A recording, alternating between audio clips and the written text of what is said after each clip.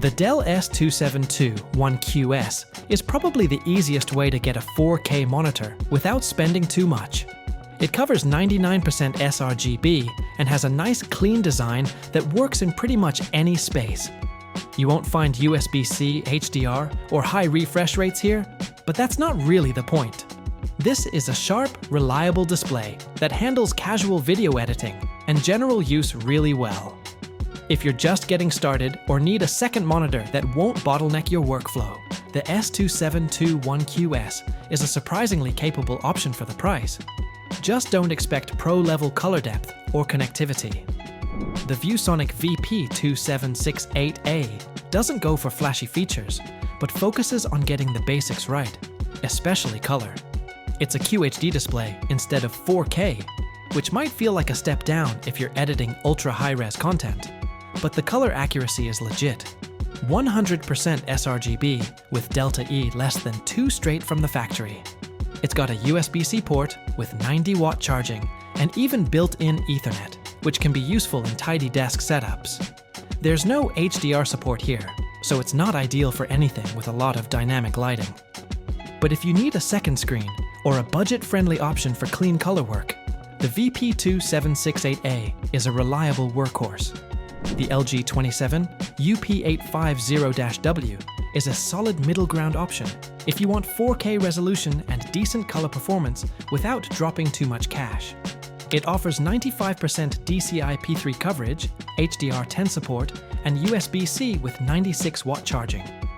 The stand is ergonomic and easy to adjust, which helps during long edits. It's not without flaws though. Some users mention uneven backlighting, especially on darker scenes. Also, the 60 Hz refresh rate might not be ideal if you're into motion-heavy work.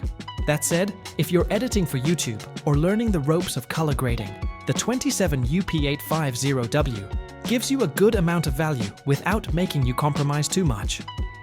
The ASUS ProArt PA279CRV hits a sweet spot for anyone looking for solid editing features without blowing the budget.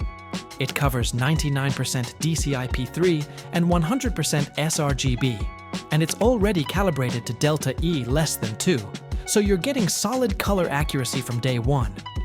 It's also nice that the USB-C port delivers 96 watts, and you get DisplayPort out for daisy chaining. The refresh rate is locked at 60 Hz, and HDR performance is pretty limited, so motion work or dramatic lighting might not shine here. But for everyday editing, color grading, and photo work, the PA279CRV is a smart pick, especially if you're trying to stretch your dollars. The BenQ PD2725U is built for creators who need dependable color and a well-thought-out setup.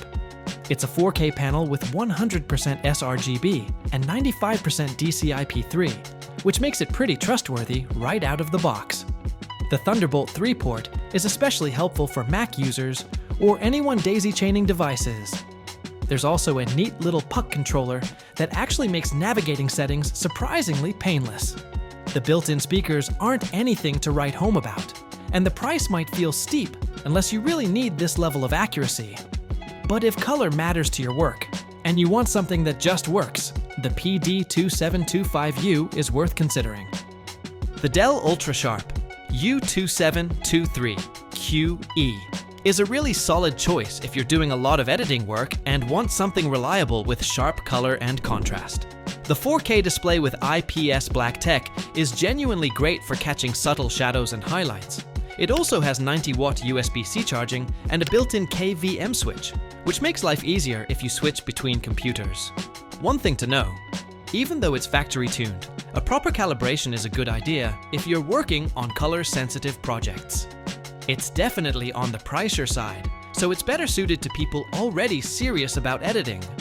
But if you want accurate visuals and a clean setup, the U2723QE has a lot going for it. The BenQ SW272U is a proper high-end monitor, built for people who are really serious about color accuracy. It covers 99% Adobe RGB and 98% DCI-P3 with 10-bit color and full hardware calibration. The USB-C port supports 90-watt charging, and it even includes an SD card reader. Small touches, but genuinely helpful in a creative workflow. The anti-glare finish also does a great job in bright rooms. You are paying a premium here, and the built-in speakers are just okay. But if color grading is a big part of what you do, the SW2721U feels more like a tool than just a screen. So yeah, picking the right monitor kind of depends on where you're at, whether you're just getting into editing or deep into pro work. Hopefully this helped narrow things down a bit. If you're stuck between a couple, feel free to ask.